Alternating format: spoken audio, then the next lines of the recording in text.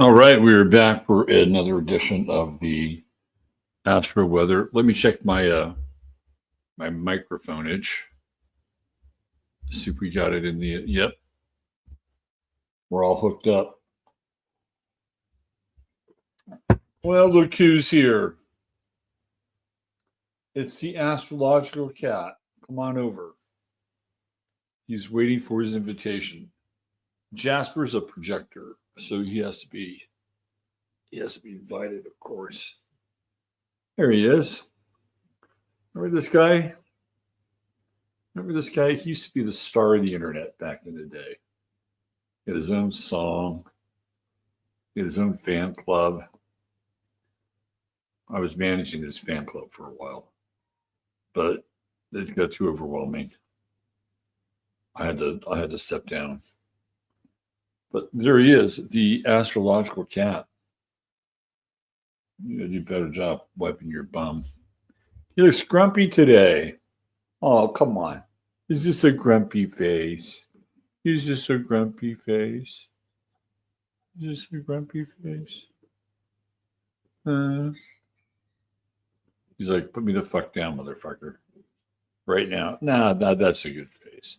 That's a I love my executive producer face. All right. Who do we got? Who's in the Rogues Gallery today? By the way, big shout out to Evan and Michaela. And our good friend Evan is they've eloped. All you single ladies out there, Evan is off the market. Not only that, but he's joining the paternal crowd. Yes. I think he's seen the amount of hits and traction David's getting for having children. So he's like, I'm all in. I'm all in. Anyway, congratulations to Evan and Michaela. Really, I wish them the best. Absolute wonderful, wonderful, beautiful journey on their lives. Michael Sistradino in the house. The new next. Yo, what's up? You know, I'm having a moment of what would you call it? I've never been like this before. These glasses, they've changed me. I was online and I was looking for like a hat, a Gucci hat that went along with these glasses. And I found one. I did. I found one, Jasper. It was you guys know what a bucket hat is? The Gucci bucket hat. But I can't spend that much money on a Gucci bucket hat. I have my limits. The new next, yo, what's up? California, we got the double N, double K, and then we have KT. You're misbehaving too. Ole Kobe. What's happening, Ole? Mary Grether's here. Janine's here. Lady Lou's here. Oh, let it shine. I like it. The Pharaoh's Cosmic Dance Party. It was lit. If you've been following the thumbnails, there's been a bit of a theme around the thumbnails. If you follow the thumbnails, some themage. Zerlith Eternal, work and lurk. I work and lurk. Maybe you can squeeze in a twerk. Work. What if you just started twerking right there, Steve? Yeah.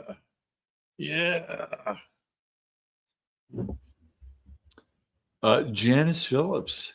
She's here. Hi, Janice. Moira in NYC. Yes, Moira's here. Jackie Delario's here. Here he is, the most interesting man in soggy Wisconsin. Man, Neil got hit worse by his flood than I did.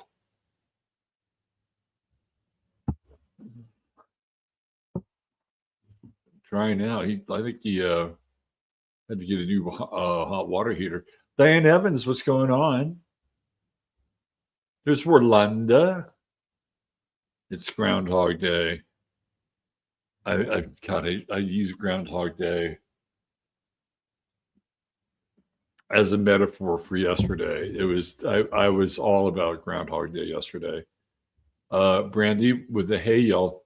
Due to astrology, do presidents have any effect, or do the Perseids have any effect on astrology?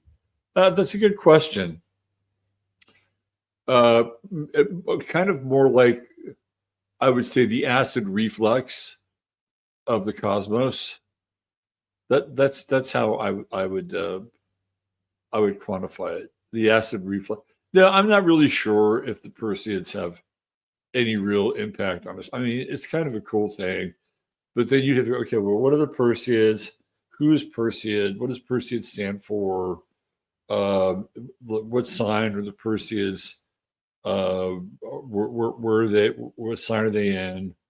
What's the height? I mean, you have to kind of break it down. Let's just say we'll call it a golden shower from heaven. There we go. Let's see. Who else do we have? There's Thor at the door. It is Thor's Day. We've made it again. Susan, she's here. Night Slight's here. What's up, Night Slight? Stephanie Hunter, Glenna, Sharon Lewis, Sirius B cat people in the house. I've been enjoying doing these Leo thumbnails. The lion is such a beautiful and expressive creature. Shall we just bring him up one more time? The lion of Ingram. Look at him, the Lion of Ingram. Don't let anybody tell you different. This cat is descended from he's just a small lion. At one point in time, his ancestors were huge and mighty. The Law's in the house.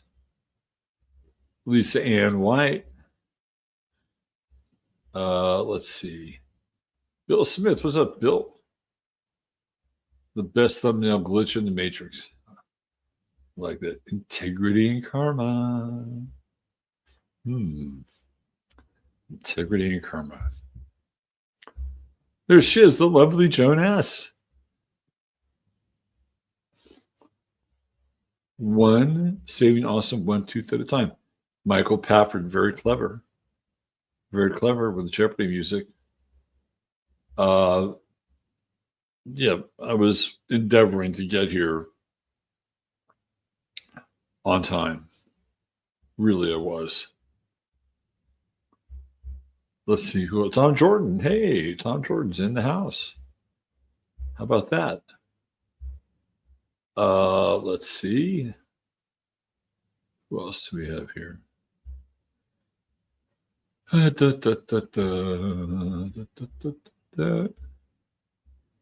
Pechinamka. No way you're the meow meow rapping cat. He is that and more. Stephen the Piscatarian. What's up, Stephen?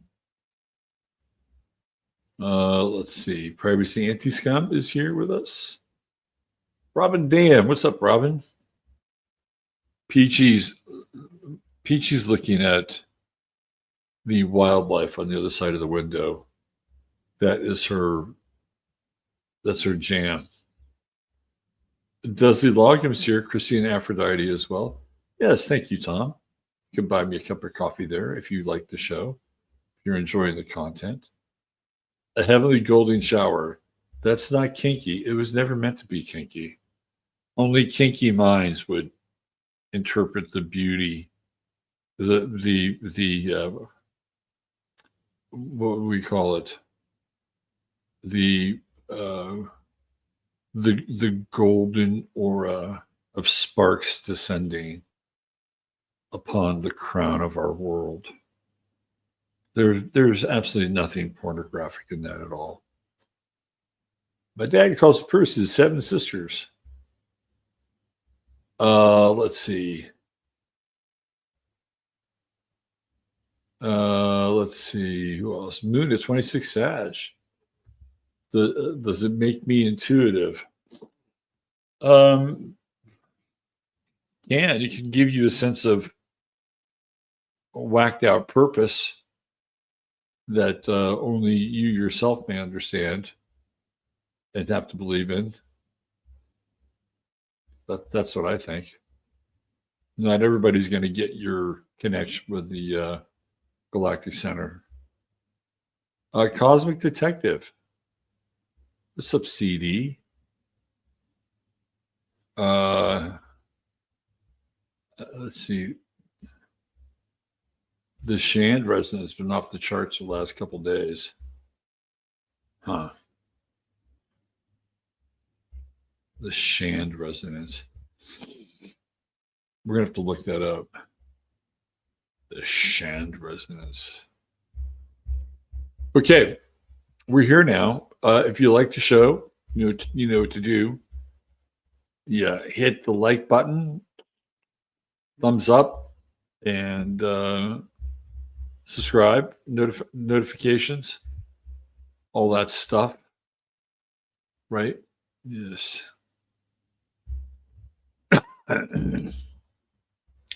All right, here we go. Here we go. It's time for the weather.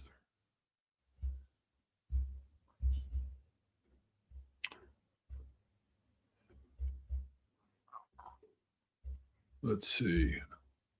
Yes, we have that. We'll make it slightly bigger right there and zooming on in. Okay, here we go. This is it. Sun, 22 degrees. We are only 8 degrees away from bringing in a new sign. Leo season. It has lasted. It has been far too short. Far too short, because when we come to the end of Leo season, what that means up here in this part of the world is the end of summertime. Yep. I hated it. I mean, I like fall and everything, but I remember going back to school was just the hugest drag. And everybody used to go back to school right after Labor Day. But now it's all over the place. Some kids after Labor Day, some kids before Labor Day. There are some kids that are going back to school in August.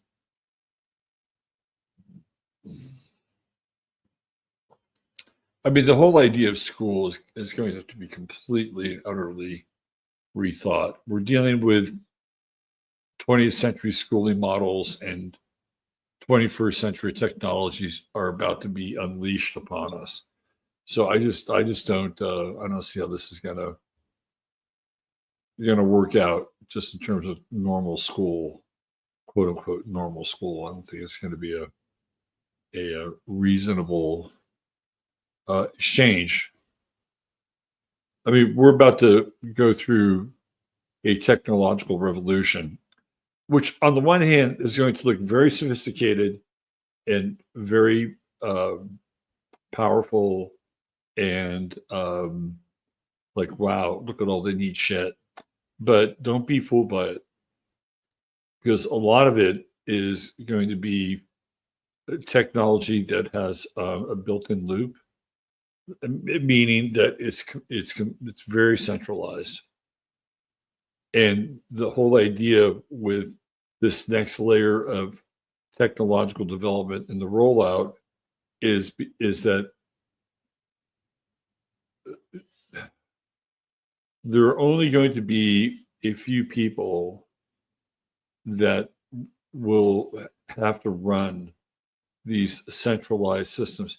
And you think it's going to be like a total pain in the ass. I mean, look, if you look at the Belt and Road Initiative, which I do believe China is still working on and losing money, but they're so committed to Belt and Road that they have to do this thing, right?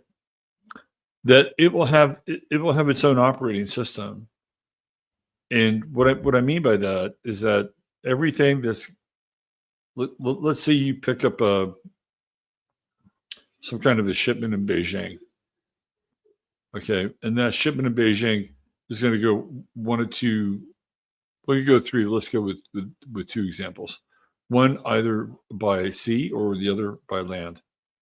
And in each case, the protocols for the distribution of that product or whatever it is, it will all be the same, right? So it's not like if you go to, let's say you have to stop off at the coast of Libya, and you have to go through some kind of a custom run in Libya, and then as you go around Libya, you'll stop again. I don't know, maybe Spain or someplace like that. That's on the water side. If you're doing a train sort of journey, you've got your product in the train. The thing that sets it apart from everything else is that there will be a universal banking, probably the XRP Ripple. That's what I've heard, and that'll run everything. Like no money will change hands. So if you have, I don't know, let's say again you're in China and you're shipping 1,000 lithium batteries, and they're in a car, in a train car, right? What'll happen is every time it goes across a country line, right, those lithium batteries will have one sort of universal code attached to them as a batch, and it'll be picked up and read. Be picked up, read, and scanned. They won't even need people like customs agents. It'll all be completely automated. This is what the whole idea of Belt and Road is about. It's taking the humans out of the distribution, transportation element. So that's just the Chinese side. So the Chinese have to interface with all the different countries that they were connected with Belt and Road, which, by the way, is supposed to cover the planet. So we're talking one universal language, whatever the language is, Python, whatever, but also one universal kind of codec for everything. And when you have something like that, and you can update it, upgrade it pretty regularly, you don't need a bunch of people. You just don't. So if you were to look at this country, we'll do the same thing here. We don't have Belt and Road, but what we do have is a bunch of old legacy systems that are being run essentially by people that are roughly my age. And a lot of these systems have been upgraded. Not all of them have. Some of them are still running off of Fortran. And how many people actually know how to program Fortran? It's a big problem in the airline field. Really big problem. So this is what I'm talking about here with this whole idea with schooling and what is it going to be good for? I mean, at a certain point, I mean, we're almost at that Rubicon now, right? What's it going to be good for? Are you going to be the person that is going to be the controller behind the controller of the control system? So you sit there in your chair and hit your vape pipe and make sure that things are not going off into the red too far. I mean, is this the type? This is where we're headed. And as the sun, we'll bring it into an astrological discussion here. As the sun starts to move closer to Virgo, what is Virgo all about? Virgo is all about usefulness, right? It's like, how can I help? Can I solve that problem for you? Let me think about this. I know I can take care of this, right? Virgo is the sign that can do it, right? And Virgos are very good at being able to do that, being able to kind of piece things together, diagnose it, analyze it. Here's your fix. it's no wonder that the majority of the computerized systems that this country is operating off of have been mostly developed and or managed by people who were born under Pluto and Virgo. Right? The Pluto and Leo people started the companies. Jobs and Wozniak and Gates, they started the companies. But they weren't the ones doing the grunt work. The grunt work were the Pluto and Virgo people who were building the systems and are responsible for most of the systems that we have today. So what's going to happen here, just as the sun starts to move closer to Virgo, and as a result of that, begins its square with Uranus and Gemini. We got a crisis on our hands. This is the exact same thing that I've been talking about for the last 10 minutes. Within a week's time, humans are going to get a picture of the future. And the picture of the future is a form of obsolescence. It's not quite there yet, but I guarantee you it will be. And we're going to be, probably within the next week or so, we're going to be stunned by something on a technological level. It'll be like, where the fuck do we go from now? Where do we go now? Because you'll get a lot of different pieces of information. Some people will say, well, AI doesn't exist.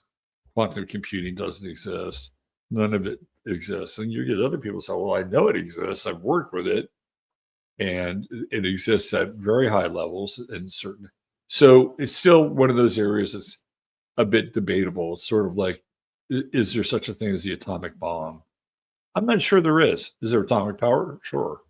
Atomic bomb? It's a bit of a different story. Virgo is a very skeptical sign as well.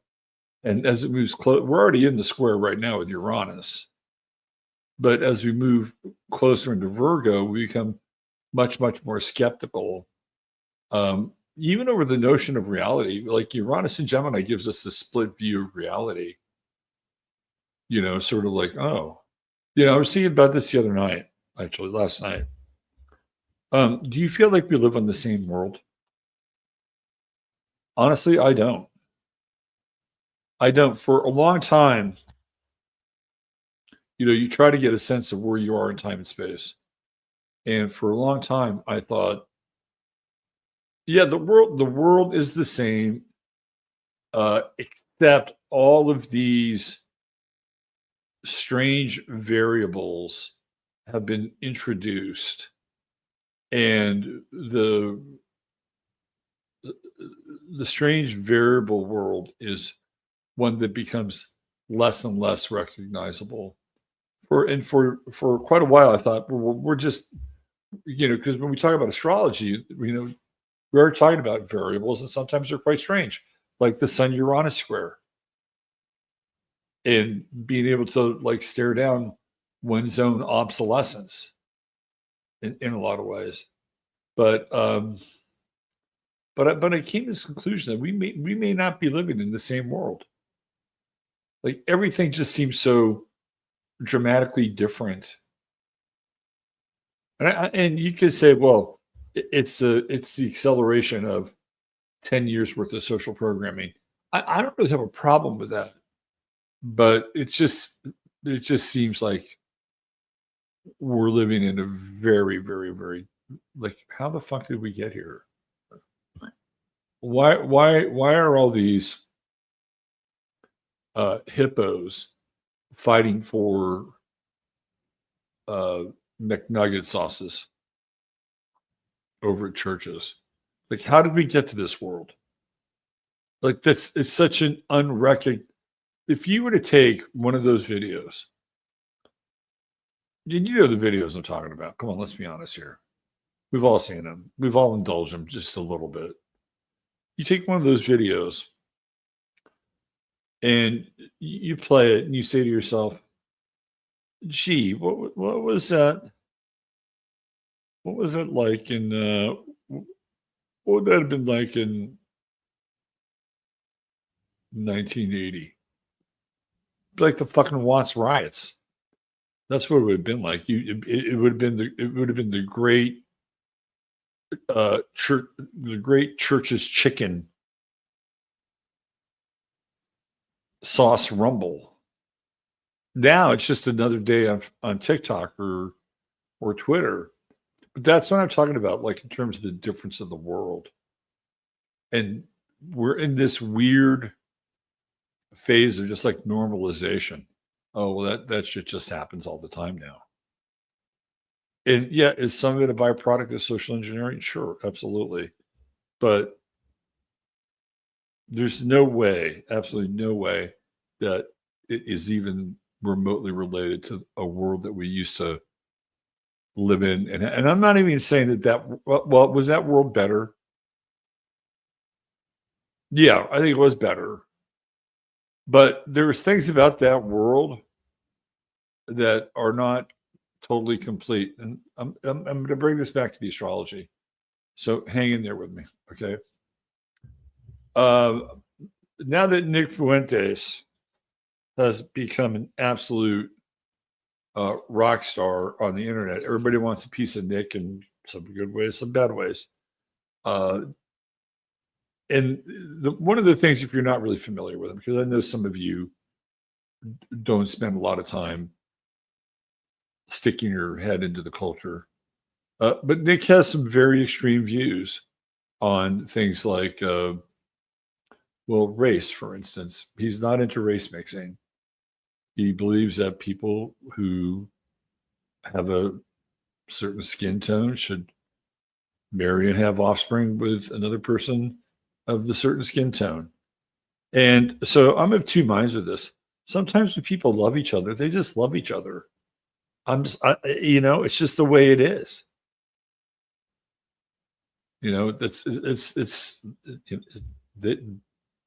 And other times I don't believe it's in the best interest of everybody involved, because having been involved with two people who are mixed race, their upbringings were really fucked up. Really, really fucked up. And they don't fit in with this group. They don't fit in with that group. They're in this weird no man's land. And it definitely affected their development, personality, trauma. I mean, super nice people, but I wouldn't want to go through what they went through. And now, is that a reason why you want to keep it all in the family? I don't know. I think we have enough challenges in this world. So I don't have a problem with Nick saying that. I think the biggest Fuentes takeaway now is the fact that he made it clear. He says, what I want to do is I want to get 1,000, 2,000, 10,000 young men who are smart, who are fearless, who get into business and they know the score and they take the country back.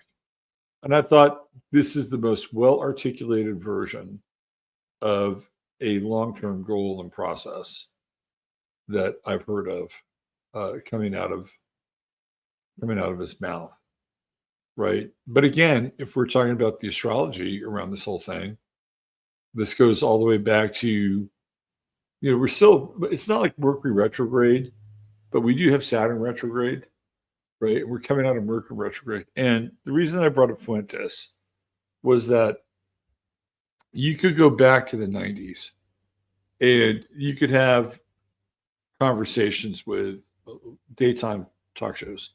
Maury Povich, Phil Donahue, you know the score, right? Jerry Springer. And they would have people on their show, like 3 Klan members or, 2 Klan members and a white neo-Nazi. And so they would always be able to have these discussions with people who had very outsider views of how they should be living or who they want to live with, et cetera, et cetera. But but if you look back on it, and this is also another reason why you could tell we're living in a bit of a different world, it was how they framed those discussions. They framed those discussions by automatically labeling those people as bad, hateful. And so, yeah, we're going to be cool enough and kind enough, and we're going to let them share their beliefs, but we're going to paint them with a broad stroke brush, and they're bad. Right. So they would let them on these shows, but they would already be characterizing their nature as evil or fallen or something like that. I was looking at that. I'm like, that doesn't happen now. Right. That doesn't happen. So when you like, it's at a certain point, Dan Bilzerian would have been part of that group. But they don't talk about Dan Bilzerian in the same way that they talk about David Duke 35 years ago. Trust me. The conversation has kind of morphed into the mainstream. And so, yeah, that's another version of the world being very different than it was. And I think Mercury is still playing a very interesting role. It's not retrograde anymore. There's some action happening with Mercury, but there's also independent thought here, right? There's independent thought. It's 18 degrees away from the sun. It's behind the sun, so we're still in that Promethean curve. And we have this sextile with Mars going on, which I think is quite good. Like, if you want to get your point across, if you have something to say, if you want to redress the imbalance of some area of your life, stay in your heart and you'll be able to do fine. Stay in your heart and you'll be able to do fine. The worst thing that they could have done with this Nick Fuentes thing was to go after him. Pluto retrograde in Aquarius, good luck. Good luck. Like, this Pluto in Aquarius has been such a radical reorganizer on a personal and collective level. I'll give you an example. So just after Pluto went into Aquarius, Shannon Sharp had Cat Williams on his show. And it was one of those, Cat was feeling real good. He probably had himself about 2 or 3 big ass blunts from the Cat Williams collection. And then he and Shannon were sipping cognac, right? So Cat was feeling no pain. And the reason why it was such a must-see show is that Cat started spilling the tea. He said, "This is the year of truth. This is when things are going to come out. This is when the masks are going to fall." And he had a lot of stories along the way. But the ironic part is that he broke that on Shannon Sharp's show. And what happened to Shannon Sharp 3 weeks ago? He settled out of court with his OnlyFans,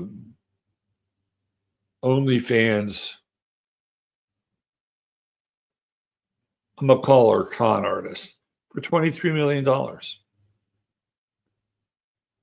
Shannon Sharp settled for $23 million. Think about that. Everything that this gal had on tape, there was choking involved, all kinds of other shit. She could have gone to court and she could have raked him over the coals, maybe walked out with $35 million. Now, Shannon Sharp, over the course of his football career, made $21 million. So you better hope that he's invested some of that money. And now he's got another person coming after him. So this is what I'm talking about with this Pluto retrograde in Aquarius. It's like, oh, Shannon probably shouldn't have gone all mandingo on that gal. She set him up. I'm telling you right now, she set Shannon Sharp's ass up. And this is the Pluto retrograde in Aquarius. This is when people are being called out on the truth. And it's just coming to light. And when you have something, again, I'll use Nick Fuentes as an example. When you have somebody like Nick Fuentes and all these people start coming after him, and he's got receipt after receipt after receipt after receipt, and he's able to get his point across in a way where you have to take him seriously, man, this thing is having a bit of a net effect. And it's having a net effect on people that probably wanted to stay out of that fray. Right? So, again, this is Mercury, Leo, sextile with Mars and Libra. Nobody's backing down here. Nobody's backing down. If you've got something to say it. Right? Just stay in your heart. And when I say stay in your heart, it doesn't always mean like, oh, how are you? So good to see you. Yeah. I have something I really want to share with you. That's okay. And I'm gonna come from my heart. That's okay. Yeah, sure, compare it. Lately I've been feeling, you're a real asshole. I'm just saying it with as much love as possible. That's got to be a line from a movie somewhere. If it hasn't, it should be. That's your Mercury Mars sextile. There's a lot of passion around that, actually. Right? And then you have Mercury sextiling Uranus now. This is all direct.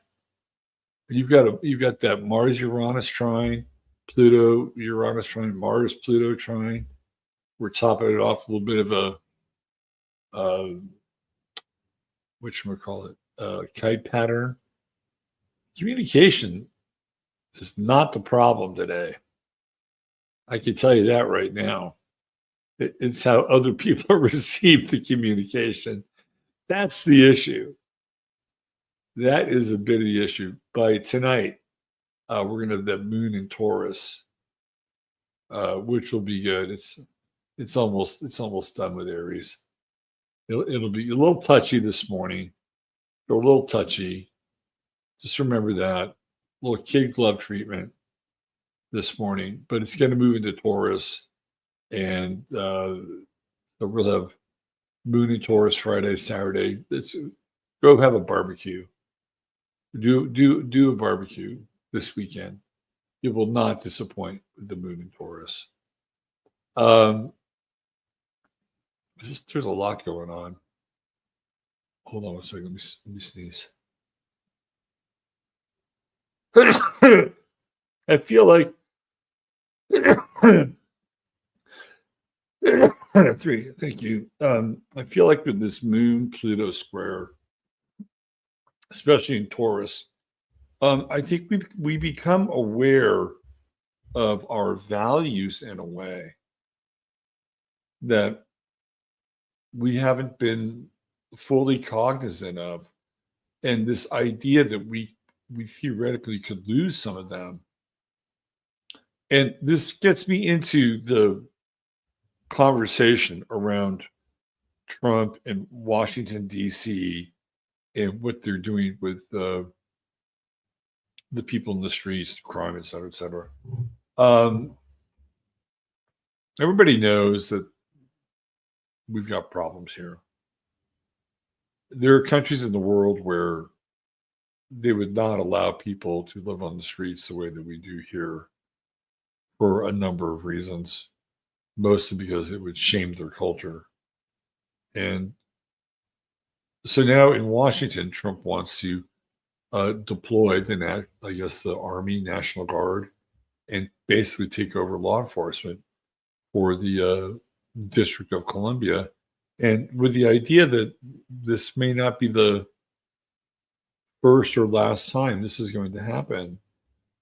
And, I kind of get a flashing neon sign here. with this Moon Chiron conjunction. You know, and Aries is the military, and the Moon is like related to the home and homelessness and being wounded in that world, and then it moves into Taurus, and it's like, holy shit, what is going on here? Do they really want to just end homelessness, or do they have some other goal in mind? I think the goal in mind is something that you want to pay attention to. I think you definitely. This is. I think maybe not next week or next month, maybe not next year, but in the future, you van life people, you're going to have a much harder time living your van lives. Also, a lot of you homesteaders out there, you better batten down the hatches, because I don't think they want those kinds of lifestyles to exist. Being perfectly honest here, and we can even look at this Venus Jupiter conjunction, right? 11th house, community, where you live, who lives around you, all that stuff. Venus Jupiter conjunction, Cancer. It's all good. It's wholesome. It's got values. And what's it doing? Well, Mars is starting to move into a square around this. So I feel like that the social structure and the social order is going to morph and mutate very quickly, like faster than people understand. And we may have a bit of a respite here as Neptune and Saturn retrograde, but in February of next year, when they do go direct together, I'm going to be talking about this a lot on Sunday night, and it is definitely the rise of a type of authoritarianism that is on the way. So we'll get into that on Sunday night. But hey, the energy today is great. Get out there, circulate, move around. If there's like a farmer's market or a little music festival in the center of your town, get out there, go listen to some music, move your body, right? Like have something good to eat or drink. Enjoy yourself. This is summertime, and we've got 8 more days left of Leo, and then the season really begins to turn. So enjoy it. Enjoy it while you can, and then that's pretty much about it. Covered a lot of ground here. All right. So who is our star of the day? Our True Hemp Science star of the day. I can tell you who it is. Our True Hemp Science star of the day is none other than that wild and crazy guy, Steve Martin. Steve Martin is a trip. Before we talk about Steve, we'll talk about True Hemp Science. Look, I got one of these cool True Hemp Science stickers. This comes in your goodie bag. You get some of this stuff, right? You could give it to your kid, and you could stick it on his binder. Do you remember that when you had binders? I used to have, back in the day, it was automobile part stickers, Champion, STP, you know the story, AC Delco, whatever. But yeah, so True Hemp Science, your one-stop shop for all things CBD. Again, I forgot about the sleep gummies last night, and I should have availed myself of them. I always regret not doing it. But of course, there's a lot more there. Go to their website, check out all their products. Here's a bottle of Lumina. You could read more about it there, amongst many other buying products. Spend $100 or more, type in 15MINS, 15MINS, and you will get the goodie bag. And you will like the goodie bag. And if you spend $150 more, you get free shipping, and there's always a 30-day money-back guarantee. All right, let's talk about Steve Martin. Let's get small. There was a period of time, probably around 1974 to about 1979, where Steve Martin was huge. He was huge. He started off primarily as a writer on the Smothers Brothers show. That's where he got his start. He's also a very accomplished banjo player. I saw his group play at this bluegrass festival one time. I mean, it's not my kind of music, but he was good. He was good at what they did. So he's a very talented guy. And my first experience with Steve Martin was, I don't know, I must have been 11, 12, maybe 13 at the max. And we had been out somewhere, our little family. We came back and we were all tired of going to bed. But I threw on the Tonight Show because it was on. And Steve Martin was on there. I'd never seen him before. And he did this bit where he had all these dogs, like 6 dogs, sitting on stage. And he was doing joke routines specifically for the dogs. Now, listen, I thought it was funny as shit. I'd never seen it, but I thought it was the most absurd thing I'd ever seen. It was funny because the dogs didn't behave the way that you wanted the dogs to behave. So now Martin's trying to control them and still stay in his routine. I mean, my parents didn't think it was funny at all. And so it became clear to me that comedy is really subjective. And not everybody laughs the same way. But I thought to myself, this Martin guy, he's funny. He's going to be big, I can tell. So that was back in the day when comedians used to cut 33 1/3-inch records. And they became quite popular in terms of sales, like Richard Pryor and Cheech and Chong and all these different, and Steve Martin, of course, wild and crazy guy, Let's Get Small. He had those records. So those records were big. And the records, like this was all before MTV, YouTube. So they would actually play tracks of his records on FM radio. And then every now and then you would see him on something like somebody's TV show, like a Sonny and Cher special or some shit like that. But then there's this, I guess it's around 75, 76. Steve Martin takes off like no other comic I've ever seen. I mean, he is just incredibly popular. And he's at this peak for about 3.5 years. And he parlays it into an acting career. And he does The Jerk, which was actually quite a good movie. And so he's had a very interesting career, but the whole stand-up thing was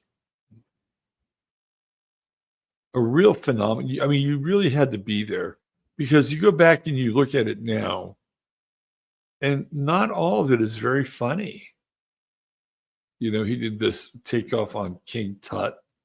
There was kind of a Al Yankovic sort of bit. I mean, it was funny, but it wasn't like incredibly funny. And so I thought to myself, how did Steve Martin hold that kind of And it was, I mean, look at this. This is really dumb shit, with the arrow through the head. Um, how is he able to do this really dumb, wacky shit and parlay it into a massive following? I think it's Pluto. I think it's Pluto on his ascendant. Because that was the one thing also about Steve Martin is that you either loved him or you hated him, right? And I'll bet you there were comics who hated Steve Martin because he was like just a shtick guy. And comics don't like shtick guys. They like guys that tell jokes, have timing, build a joke so that they'll tell a part of the joke early in the set. They'll tell another variation of the joke in the middle of the set. And then somewhere towards the end of the set, they'll bring the joke back in, they'll put it all together, and then they love stuff like that. Steve Martin was not that. But Pluto is one of those planets where, man, dude, I mean, it's almost like cult-like in some ways. So I could see Pluto having a really powerful effect on Steve Martin and his audience. He's also a double Leo, so he has no problem putting himself on the stage. But the one thing that you'll notice about Steve Martin is that you don't really know him. Who is this guy? Saturn, Venus, True Node, all in the 12th house. He's a guy that's filled with secrets. He has lots of secrets, particularly around relationship, and particularly around how he grew up. Right. So, in as much as he was this wild and crazy, sort of open book over here in the 12th house, he's one of these guys with the Saturn in the 12th where, like, nobody gets me. Nobody gets me. But at the same time, everybody's getting him, right? With Pluto on the ascendant.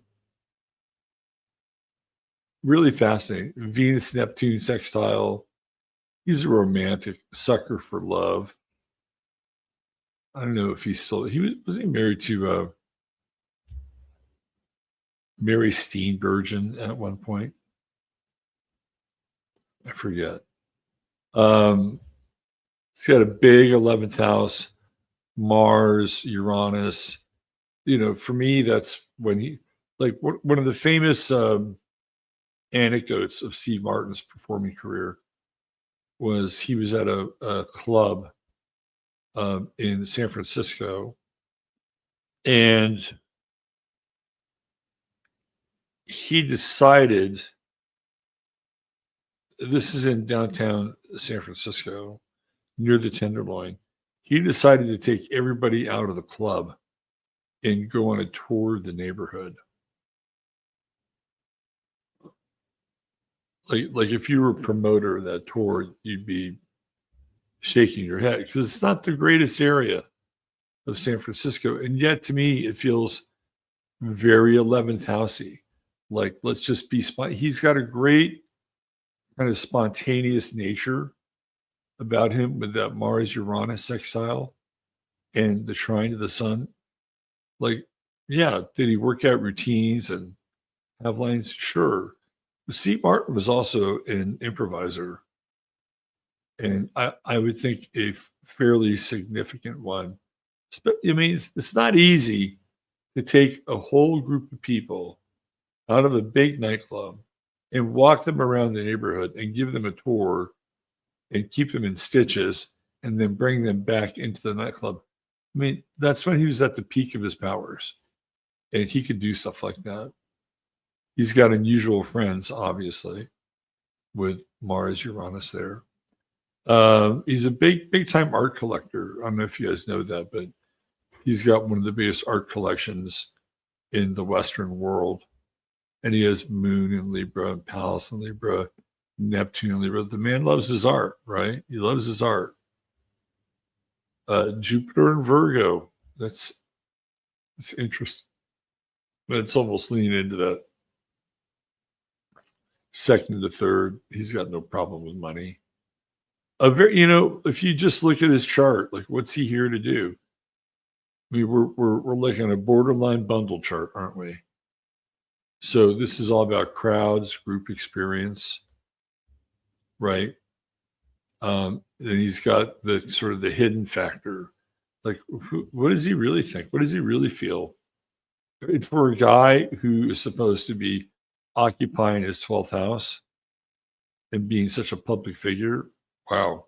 So you'd have to have ample time over here to just get away and sort of think about your act and write about your act or whatever.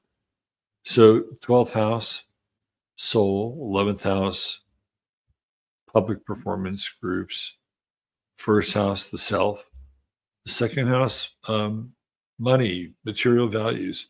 Remember, he got to start writing comedy for the Smothers Brothers show right there. And then the third house, sort of the world around him, his neighborhood, some siblings, etc. His mother was more of a sister than a mother. You can tell that. Father, very distant in the background. Didn't mean he didn't have a relationship with his father, but it was very distant. Um, I would say the mother is probably much, much more accessible in a lot of ways. And then the fourth house, you're dealing with Scorpio.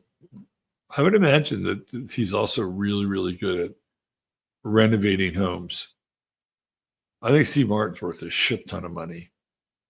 And his vertex is in the fifth house, which is pleasure, pastime, play, fun, all those things.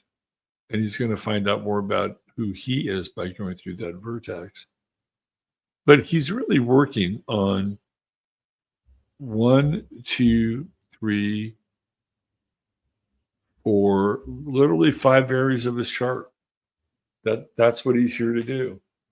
And I would say that this is one of the beautiful things about a bundle chart.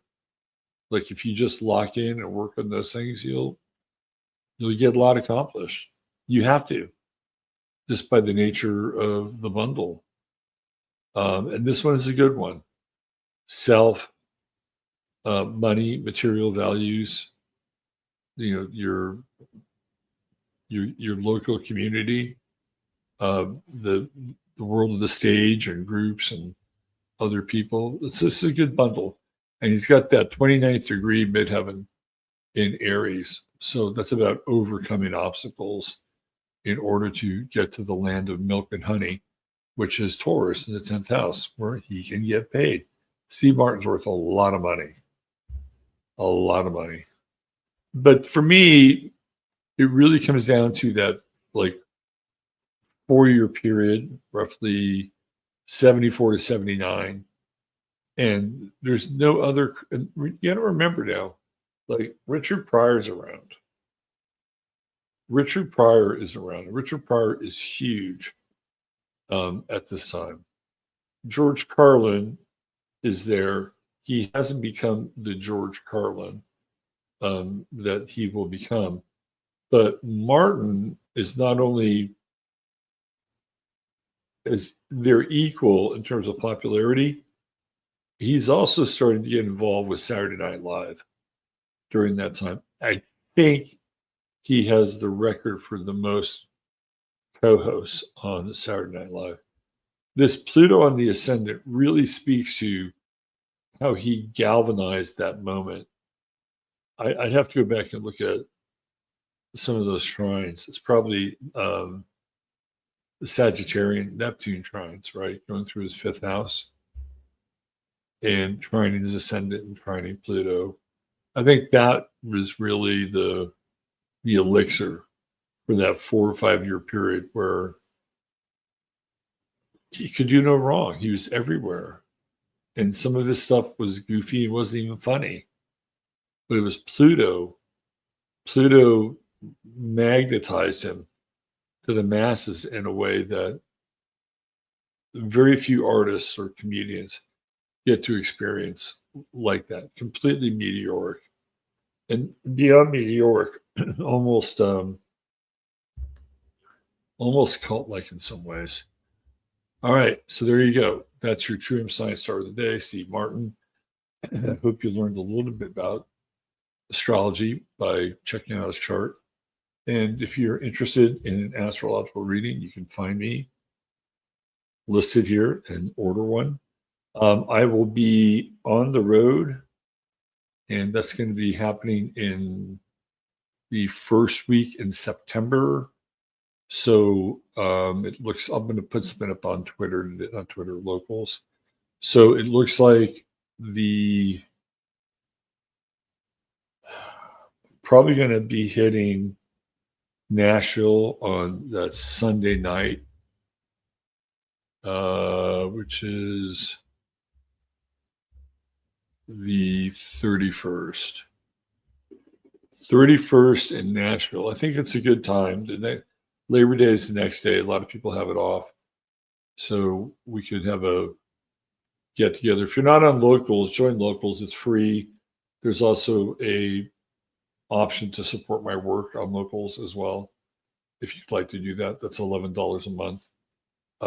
So I'm gonna put up the schedule. So probably Nashville around the 31st, and then I'll have some other stop along the way, either the second or third, maybe two stops, and I'll be up in the Rye, New York area on the 4th, 5th, and 6th. And on the 7th, we're having a meetup in New York City. And I'm really looking forward to that. So all that information will be available over on locals. All right. Thanks for being here. You know the drill. Take care of yourselves. Treat each other well. God bless. Love you all. Robert Phoenix signing off. Bye for now.